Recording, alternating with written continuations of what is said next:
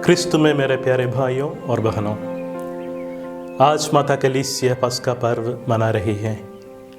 आज के दिन प्रभु ईसा ने पवित्र परम प्रसाद संस्कार और पुरोहिताई संस्कार की स्थापना की और इसी कारण से आज का पर्व हमारे लिए सबसे महत्वपूर्ण पर्व माना जाता है। यूनानी भाषा में पस्का शब्द का अर्थ है पार करना या गुजरना। इस शब्द को अलग अलग दृष्टिकोण से देखा जा सकते हैं। पुराने विधान में मिस्र देश की गुलामी से मुक्त होकर कानान देश की ओर इस्राएलियों को निर्गमन का प्रतीक है पस्का। स्वर्गदूत इस्राएली परिवारों को बिना हानि पहुंचाए गुजरना भी पस्का का प्रतीक है।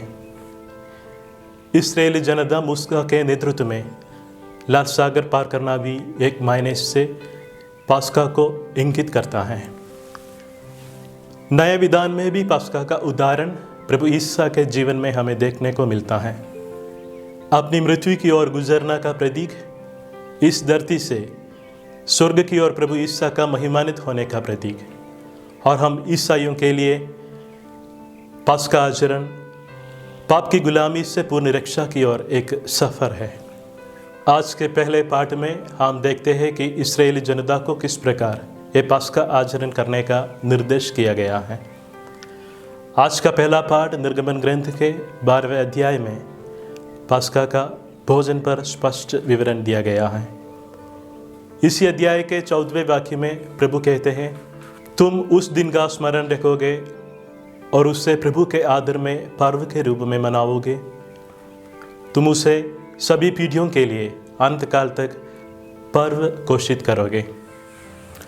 भाई और बहनों, नया पस्का मेमना ईसा मसीह का बलिदान पुराने विधान की बलिदान के समान नहीं, बल्कि नित्य पुरोहित ईसा अपने शरीर और रक्त से चढ़ाया हुआ बलिदान है। इस बलि से पाप और मृत्यु की गुलामी से हम मुक्त हो जाते हैं।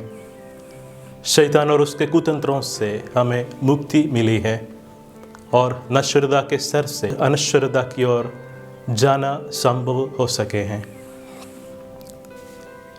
संत लूकास का सुसमाचार 22वें अध्याय 19वें वाक्य में हम पढ़ते हैं, उन्होंने रोटी ली और धन्यवाद की प्रार्थना पढ़ने के बाद उसे तोड़ा और ये कहते हुए शिष्यों को दिया, यह मेरा शरीर जो तुम्हारे लिए दिया जा रहा है, यह मेरी स्मृति में किया करो। हाँ भाई और बहनों, इस प्रकार ईसा ने परम प्रसाद की स्थापना की और उनके अनुष्ठान के लिए पुरोहिताई की स्थापना भी की। ईश्वर के इस अनमोल देन को याद करने का, सारे पुरोहितों के लिए प्रार्थना करने का अवसर भी है पस्का पर्व। आज का दिन अपना सब कुछ मानव जाति के लिए न्योछावर करने वाले प्रभु ईसा मसीह के चरणों पर सभी पुरोहितों को सौंपते हुए हम प्रार्थना करें। साथ ही इस पस्का पर्व के अवसर पर यीशु ने अपने शिष्यों के पैर धोकर प्यार की सेवा का पाठ सिखलाया।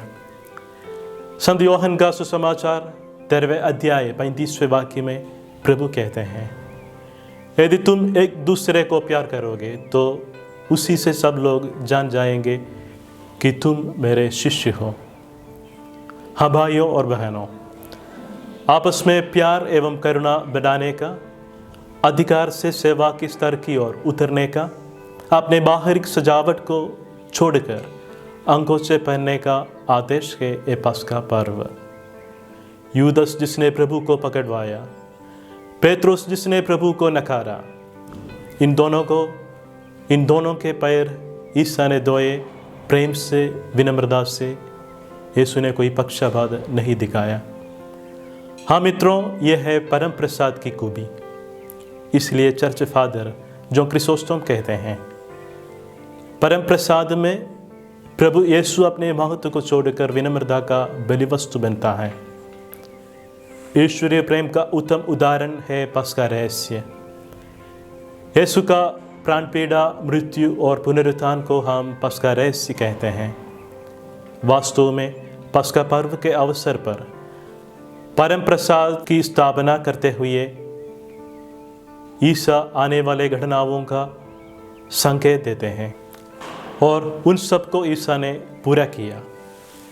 इसलिए संत एफ्रेम कहते हैं, यदि अंतिम भोज के समय पर दिए गए भविष्यवाणी को प्रभु यीशु ने नहीं पूरा किया होता तो वो एक झूठा बन जाता, लेकिन प्रभु ने अपनी वादा निभाई और उसके वजह से प्रथम क्रिस्ती समूह ने इन सभी बातों को स्मरण करते हुए अपने विश्वास की मिसा बलिदान की हिस्सा बनाया। प्यारे मित्रों, परम प्रसाद में उपस्थित ईसा के सानिध्य से हमारा जीवन का हर पल कृपादायक बनता है। एक ही रोटी को खाने से, एक ही प्याले से पीने से हम सब यीशु के भागीदार बन जाते हैं, क्रिस्तीय समूह बन जाते हैं। संत पौलुस अपने पत्र द्वारा हमें बताता है, कुरिन्थियों के नाम पहला पत्र 11वें अध्याय 27वें वाक्य में संत पौलुस कहते हैं, जो अयोग्य रीति से ये रोटी खाता है या प्रभु का प्याला पीता है, वो प्रभु के शरीर और रक्त के विरुद्ध अपराध करता है। प्यारे भाई और बहनों, हम पूर्ण भक्ति से और लगन से प्रभु के पास्का में भाग लें।